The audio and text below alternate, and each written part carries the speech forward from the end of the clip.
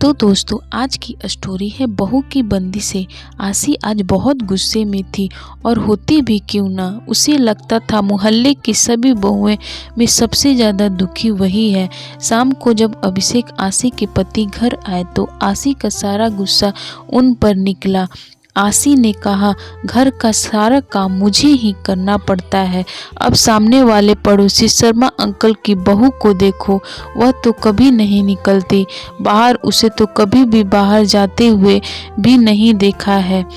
और एक मैं हूँ जो दिन भर घर कामों में स्कूटी लेकर बाजार में घूमती रहती हूँ और आकर फिर घर का काम करो, खाना बनाओ और तो और बच्चों की सारी जिम्मेदारी भी मेरे ऊपर है। आपसे तो इतना भी नहीं होता है कि बच्चों की स्कूल की डायरी भी चेक कर लो, वह तो मुझे ही करना पड़ता है। आसी गुस्से में सारी बातें अभिषेक को बोली जा रही थी और अभिषेक चुपचाप खड़े हुए चेहरे पे थोड़ी सी मुस्कान लिए उसे हाव भाव दे रहे थे। अभिषेक की मजाक की हाव भाव देखकर आसी और ज़्यादा नाराज हो गई और चिल्लाती हुई बोली, सही है आपका, यहाँ मैं जल रही हूँ और आप मेरे मज़े लेकर हंस रहे हैं। तब अभिषेक ने हंसते हुए कहा, यार आसी, अब तुम्हारी इन बेकार की बातों पर हंसी नहीं तो क्या सीरियस हूँ। तुम अपनी तुलना शर्मा अंकल की बहू से कर रही हो। तुम्हें पता है न, शर्मा अंकल और आंटी दोनों अपनी बहू को घर से बाहर खड़ा तो नहीं होने देते, वह बाहर कैसे निकलेगी। तुम तो शुक्र करो तुम्हारे ऊपर ऐसी कोई बंदिशें नहीं है। तुम चाहे जहाँ जाओ और तुम्हारा मन करे वह पहनो, फिर भी तुम संतुष्ट नहीं हो। तब आसी ने कहा, यह कोई आज़ादी है मेरी, सारे दिन लगे रहो बाजार में। मैं भी चाहती हूँ कि कभी कभी मुझे किसी चीज़ के लिए बाजार जाने का मन ना करे तो वह चीज़ तुम मुझे लाकर घर पे दे दो, पर तुमसे तो उम्मीद करना ही बेकार है। तभी तो मेरा एक पैर घर में और दूसरा पैर बाजार में। तब अभिषेक ने आसी को जैसे तैसे मनाया और फिर रात को खाना खाकर सब सो गए। अगले दिन ही आसी किसी काम से बाजार के लिए निकली ही थी, तभी उसे आवाज़ आई, दीदी इधर देखो। आसी आवाज़ सुनकर भी अपना वहम समझकर आगे बढ़ गई। फिर दोबारा उसे वही आवाज़ आई। तब उसने देखा शर्मा अंकल की बहू अपने कमरे की खिड़की से उसे आवाज़ दे रही थी। तब आसी ने उसकी तरफ देखा तो उसका इशारा करते हुए अपने पास बुलाई और कहा, भाभी क्या आप मुझे लाल रंग की नेल पॉलिश ला दोगे? मैंने अपने पति से कहा था, पर उसके पास समय की कमी होने की वजह से उन्होंने मुझे टाल दिया था।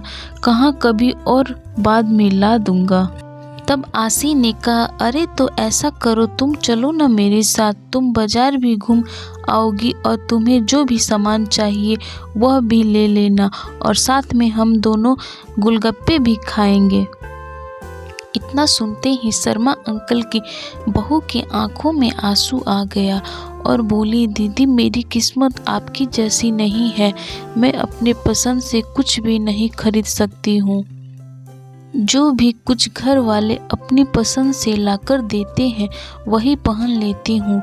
मैं बहू हूँ ना, तो यह लोग मुझे कहते हैं, बहू तुम चार दीवारी में ही रहो, तभी हमारे घर की शोभा है। आज के ज़माने में भी मेरी सास मुझे घर से बाहर जाने नहीं देती है और ना ही पड़ोस में किसी से बात करने देती है। तभी पीछे से आवाज़ आई, बहू, और वह अपनी अधूरी बातों को बिना पूरे करे ही अंदर चली गई। और उसके अंदर जाने के बाद आसी यह सोचने पर मजबूर हो गई कि किस्मत किसकी खराब निकली मेरी कि मुझे अपने घर और बाहर दोनों का काम संभालना पड़ता है, यह शर्मा अंकल की बहू की जो अपने घर के बाहर भी खड़े भी नहीं हो सकती है। आसी सोचने लगी कि मैं तो हमेशा यही सोचती थी कि शर्मा अंकल की बहू की तो ऐसो है जो उसे घर पर बैठे बिठाए हर सामान मिल जाते हैं, पर आज वह अपनी किस्मत की सराह रही थी, क्योंकि चाहे काम के बहाने ही सही वह घर से बाहर निकल तो सकती है, जिससे चाहे उससे बात कर सकती है, अपने पसंद का कुछ भी खरीद सकती है। अगर मुझे ऐसे चार दीवारी में कैद कर दिया जाता तो आज वह भी ऐसे ही तड़पती जैसे शर्मा अंकल की बहू आज तड़प रही है। आशी को समझ आ गया था कि जैसे हमें दूर से दिखाई देता है, सच्चाई में अक्सर ऐसा होता नहीं है। इसलिए दोस्तों, हमें इस कहानी से यही शिक्षा मिलती है कि हमें जो भी मिले हमें उसमें संतुष्ट रहना चाहिए, क्योंकि भगवान ने हमें हमारे हिस्से के सबसे बेहतर दिया है। तो दोस्तों, आज की हमारी ये स्टोरी आपको कैसी लगी कमेंट बॉक्स में ज़रूर बताएं और चैनल को लाइक शेयर और सब्सक्राइब ज़रूर करें।